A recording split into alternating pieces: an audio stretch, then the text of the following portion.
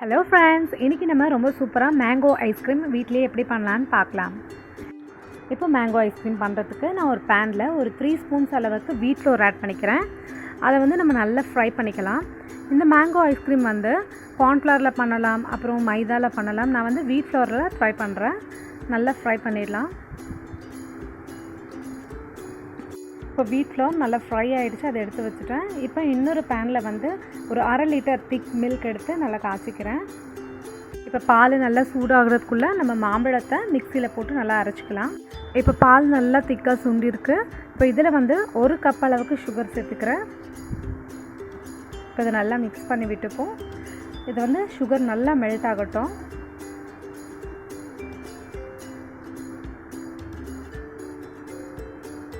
Sugar நல்லா கரைஞ்சிருக்கு.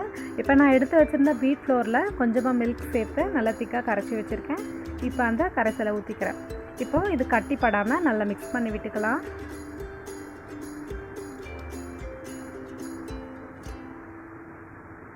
Low ஃப்ளேமில் தான் நான் வச்சுருக்கேன். இதை நல்லா மிக்ஸ் பண்ணி விட்டு கொஞ்சம் கட்டியான உடனே ஆஃப் பண்ணிடுவோம். இதை பார்த்தீங்களா எப்படி வந்திருக்குன்ட்டு. அது நல்லா கட்டி ஆயாச்சு. இப்போ நம்ம அரைச்சி வச்சுருக்க மாம்பழ ஜூஸை சேர்த்துக்கலாம். இப்போ ஃப்ளேமை ஸ்விட்ச் ஆஃப் பண்ணிடலாம். ஏன்னா மாம்பழம் சேர்த்ததுக்கப்புறமா இந்த புளிப்பு வந்து பாலில் கலந்த உடனே பால் திரிஞ்சிரும். ஸோ வந்து ஃப்ளேம் ஸ்விட்ச் ஆஃப் பண்ணிவிட்டு நல்லா மிக்ஸ் பண்ணி விட்டுக்கலாம். ஈவனாக மில்க் ஃபுல்லாக மாம்பழம் சேர்கிற மாதிரி மிக்ஸ் பண்ணிக்கலாம். இப்போ இந்த மாம்பழ மிக்சரில் நான் கொஞ்சமாக வந்து ஒரு 1/2 டீஸ்பூன் அளவுக்கு வெனிலா எசன்ஸ் சேர்த்துக்க போகிறேன். இது வந்து ஜஸ்ட் ஒரு ஃப்ளேவருக்காக தான். உங்களுக்கு வேணும்னா சேர்த்துக்கோங்க, இல்லைனா ஸ்கிப் பண்ணிவிடுங்க. இது ஈவனாக நல்லா மிக்ஸ் பண்ணி விட்டுட்டு இப்போ இந்த பால் வந்து நல்லா ஆறணும். இந்த மாம்பழ ஜூஸு ஆறினதுக்கப்புறம் மிக்சியில் போட்டு நல்லா நம்ம கிரைண்ட் பண்ணிக்கலாம். இப்போ நமக்கு அந்த மிக்சர் நல்லா ரெடி ஆகிடுச்சு, ஆறி. இப்போ மிக்ஸி ஜாரில் சேர்த்துக்கிறேன் பாருங்கள். இப்போ நல்லா கிரைண்ட் பண்ணி எடுத்துடலாம். இப்போ நம்ம கிரைண்ட் பண்ண உடனே நல்லா திக்காக வந்திருக்கு பாருங்கள். இப்போ நான் வந்து ஒரு டப்பர்வேர் பாக்ஸில் இதை ட்ரான்ஸ்ஃபர் பண்ணிக்கிறேன். இப்போ ஃபாயில் பேப்பர் போட்டு க்ளோஸ் பண்ணி ஃப்ரீசரில் வச்சிடலாம் ஒரு 3 hours. இப்போ ஒரு 4 hours ஆயாச்சு. எப்படி இருக்குது பாருங்கள், செமி திக் கன்சிஸ்டன்சியில். இப்போ வந்து நம்ம இதை இன்னொரு வாட்டி கிரைண்ட் பண்ணிக்கணும். அப்போ தான் நமக்கு நெக்ஸ்ட் டைம் ஐஸ்கிரீம் பண்ணும்போது நல்லா திக்காக சூப்பராக கன்சிஸ்டன்சி நல்லாயிருக்கும். ஸோ மிக்ஸி ஜாரில் திரும்பவும் சேர்த்து கிரைண்ட் பண்ணிடலாம். இப்போ இதை ஒரு வாட்டி கிரைண்ட் பண்ணி எடுத்துக்கிறேன்.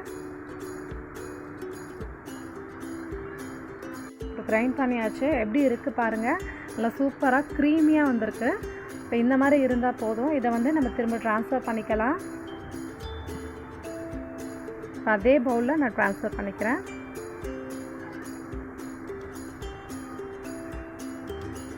இப்போ இதை க்ளோஸ் பண்ணிடலாம். இப்போ இந்த ஐஸ்கிரீமை வந்து நான் ஒரு 8 to 12 hours வந்து ஃப்ரீசரில் வச்சு எடுக்க போகிறேன். அதை அப்படியே க்ளோஸ் பண்ணி விட்டுடலாம். இப்போ ஒரு 8 hours ஆயாச்சு. எவ்வளோ சூப்பராக நமக்கு மேங்கோ ஐஸ்கிரீம் ரெடி ஆகிடுச்சு பாருங்கள். ஸோ கண்டிப்பாக நீங்களும் உங்கள் வீட்டில் ட்ரை பண்ணி பாருங்கள். இப்போ நான் இதை வந்து எடுத்து எப்படி வைக்கணும்னு காட்டுறேன். இப்போ நான் இந்த மாதிரியும் வைக்கலாம். நான் என்ன பண்ணேன்னா இந்த பாக்ஸை கவுத்திட்டு அதை ஸ்லைசஸாக கட் பண்ணி வச்சுருக்கேன். அதையும் உங்களுக்கு காட்டுறேன் பாருங்கள். நான் பாக்ஸை கவுத்தி அதே ஸ்லைசஸாக போட்டுட்டேன். ஸோ கண்டிப்பாக நீங்களும் உங்கள் வீட்டில் ட்ரை பண்ணி பாருங்கள். இந்த ரெசிபி உங்களுக்கு பிடிச்சதா என்னோடய சேனலை லைக் பண்ணுங்கள், ஷேர் பண்ணுங்கள், சப்ஸ்கிரைப் பண்ணுங்கள், கமெண்ட் பண்ணுங்கள். தேங்க்யூ.